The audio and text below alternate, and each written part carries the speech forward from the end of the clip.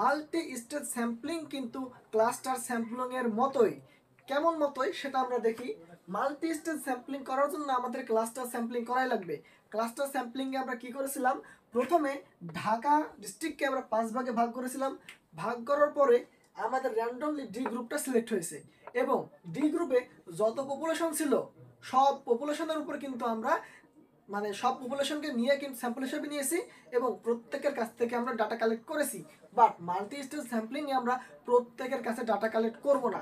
মনে করেন ডি গ্রুপে যত মানুষই আছে না কেন, আমরা ধরে নিলাম যাদের বয়স 1 থেকে 10 তাদের কাছ থেকে দেবো 10%। যাদের আমাদের যে র্যান্ডমলি ডি গ্রুপ সিলেক্ট করে নিয়েছি, ডি গ্রুপের ভিতরে 1 থেকে 10 বছর বয়স যাদের, তাদের নিলাম 10%।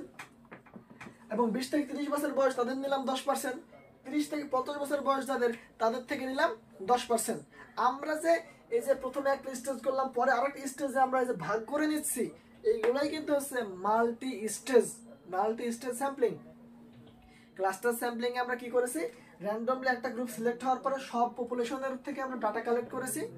বাট মাল্টি স্টেজ স্যাম্পলিং এ আমরা সব পপুলেশনের কাছে ডাটা কালেক্ট না করে আমরা যে পার্সেন্টেজ দিয়েছি, এরকম বিভিন্ন স্টেজ হতে পারে যে এই যে আমাদের ক্লাস্টার গ্রুপে যে গ্রুপটা সিলেক্ট হবে সেটা থেকে কিন্তু আমরা আবার বিভিন্ন স্টেজ তৈরি করবো। যেমন আমরা বিভিন্ন কিন্তু আবার ধাপ তৈরি মানে নিয়েছি এবং বিভিন্ন পরিমাণে কিন্তু আমরা ডাটা এখান থেকে কালেক্ট করতেছি বিভিন্ন পপুলেশনের কাছ থেকে।